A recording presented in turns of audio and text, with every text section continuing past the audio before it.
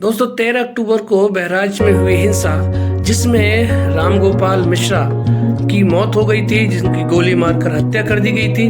आज UP police ने उनके आरोपियों को एनकाउंटर करके गिरफ्तार कर लिया गया है। लेकिन सवाल ये उठता है कि दोस्तों कि घटना हुई क्यों, क्या घटना हुई, क्या पूरी हम विस्तार से बात करेंगे इस घटना के बारे में, क्या कारण रहे और क्यों ऐसी घटनाएं होती हैं। तो सबसे पहले मैं आपको एक वीडियो दिखाता हूं। उस वीडियो में देखिए, माना जा रहा है, ये हमारा नहीं बीजेपी का दावा है कि इस वीडियो की वजह से ये हिंसा हुई और इस वीडियो की वजह से आपस में तनाव पैदा हुआ और जिसकी वजह से फिर आगे की वारदात बढ़ी।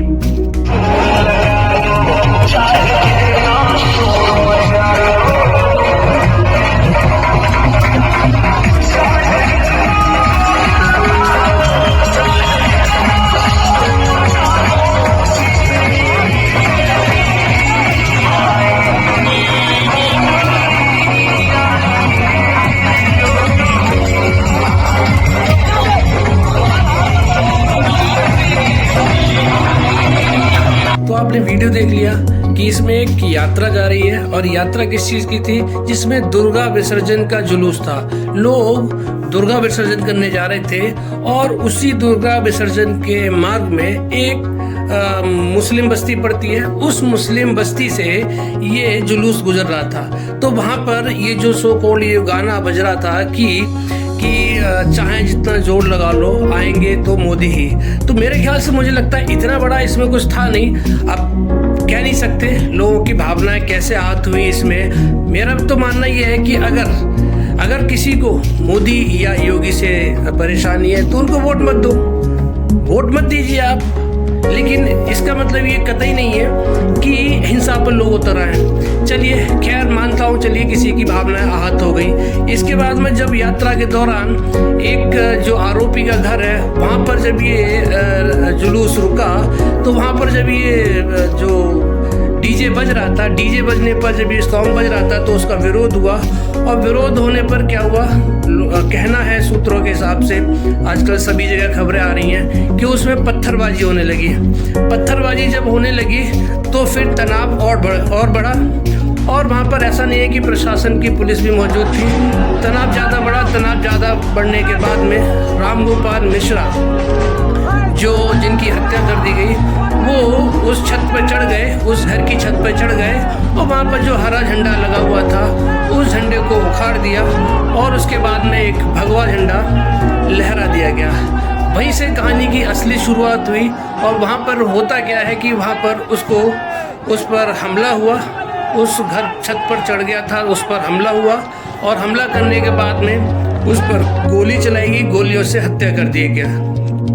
तो गोली से हत्या कर दी गई, गोली मार दी गई और वो रामगोपाल मिश्रा की हत्या हो गई। और रामगोपाल मिश्रा की जानकारी मिली है कि उसकी 4 या 6 महीने पहले ही उसका विवाह हुआ था और अब वो इस दुनिया में नहीं है।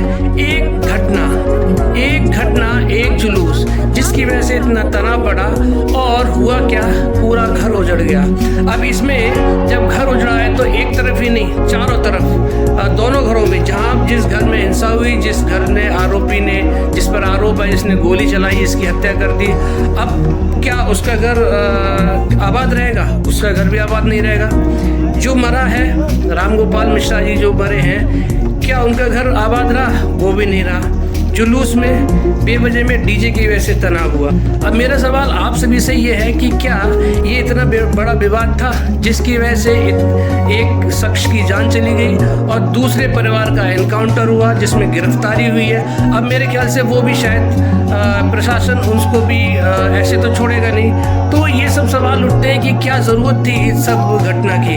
तो अगर यहाँ पर सवाल उठता है कि दिक्कत कहाँ पर है, दिक्कत क्या हिंदू भाइयों मुसलमान भाइयों में, और अगर हिंदू मुसलमान भाइयों में तो क्यों है? सदियों से रहते हुए आए इस देश में, तो फिर आपस में तनाव क्यों? और अगर हिंदू और मुसलमान भाइयों में तनाव नहीं है, अगर परेशानी सरकार से है तो सरकार को आप वोट मत दीजिए, यही सबसे अच्छा तरीका है। लेकिन हिंसा के लिए कोई जगह नहीं होनी चाहिए। अब इसमें तरह पूरे देश में भारत एक ऐसा देश है जहाँ पर सभी धर्म रहते हैं, हिंदू, मुस्लिम, सिख, ईसाई। यही एक भारत एक ऐसा देश है जहाँ पर शांति है। बाकी किसी देश में जाके देख लीजिए, पड़ोसी मुल्क में देख लीजिए, चीन बर्बाद हो चुका है, पाकिस्तान बर्बाद है, उधर श्रीलंका बर्बाद है, बांग्लादेश में हिंसा चली रही है, उधर आप चले जाइए इजराइल को ले लीजिए, ईरान को ले लीजिए, लेबनान को देख लीजिए, रूस को देख लीजिए, यूक्रेन को देख लीजिए। कहीं है ऐसा देश जहाँ पर इतने शांतिप्रिय लोग हों और जहाँ पर इतने सभी धर्मों का सम्मान होता हो, इतने सभी धर्मों के लोग रहते हों। लेकिन भाभी भी ऐसी घटनाएं होने से बड़ा दिल आहत होता है। तो फिर क्यों, जब यहाँ पर सभी धर्मों के लोग रहते हैं, तो फिर एक दूसरे के प्रति इतना हिंसा का, इतनी घृणा का भाव क्यों है? अब घृणा की बात आती है तो मिस्टर राम गोपाल मिश्रा जी जो मृत राम गोपाल मिश्रा हैं, उनका जो पोस्टमार्टम हुआ उसमें पता चला है कि उसमें बहुत बर्बरता की गई है उनके साथ में। उनके नाखून नोच लिए गए, उनको गोलियां मारी गई, बहुत ज़्यादा यातनाएं दी गई, 24 गोलियां मारी गई हैं। तो ये सब किस चीज़ की घृणा है? हम मान सकते हैं आपसी मतभेद हो सकते हैं, आपसी तनाव हो सकते हैं, लेकिन इतनी घृणा किस बात की है? अगर सरकार से घृणा है तो आप वोट मत दीजिए, आप बिल्कुल वोट मत दीजिए। बीजेपी पसंद नहीं है तो बीजेपी को वोट मत दीजिए, कांग्रेस पसंद नहीं है तो कांग्रेस को वोट मत दीजिए। लेकिन आपसी तनाव क्या? कभी नेताओं को लड़ते हुए देखा है? कभी नहीं देखा है। लड़ कौन रहा है? हम और आप। किस बात के लिए? कोई मुद्दा नहीं है। सब लोग इस देश में रहते हैं, सरकार जो स्कीम लाती है उसमें सबको मिलता है, सबको फायदा होता है। हिंदुओं को भी हो रहा है, मुसलमानों को भी हो रहा है, सिख का भी हो रहा है और ईसाई का भी हो रहा है। सभी धर्मों को यहाँ पर सभी स्कीमों का लाभ मिलता है। तो फिर हिंसा किस बात की है? क्यों आपसी तनाव होते हैं? ये जनता को समझना पड़ेगा। लेकिन सवाल फिर वही उठता है कि ऐसी बड़ी क्या घटना हुई? क्या एक डीजे के बजने से आप किसी को गोली मार देंगे? गोली मार देनी चाहिए। अगर आपको कोई भी चीज़ पसंद नहीं है तो क्यों बार बार जो जुलूस निकलते हैं हिंदू देवी देवताओं के, उन पर पत्थरबाजी होती है? इतनी बड़ी हिंसा नहीं होनी चाहिए। आपस में सदियों से रहते आए हैं हम लोग, और सदियों से रहने के बावजूद में ये सब घटनाएं क्यों हो रही हैं? तनाव की वजह से हमें आपसी सौहार्द नहीं बिगाड़ना चाहिए, सांप्रदायिक हिस्से हिंसा बिल्कुल नहीं होनी चाहिए। और एक डीजे के बजने से इतना बड़ा कांड नहीं हो सकता कि आप किसी को मार देंगे। एक गाने की वजह से डीजे में कुछ भी बज रहा हो, अगर आपको दिक्कत है, प्रशासन है, पुलिस है, कोर्ट है, कचहरी है, आप उनसे शिकायत करिए। आप जान से मार देंगे? नहीं, ये कतई सही नहीं है।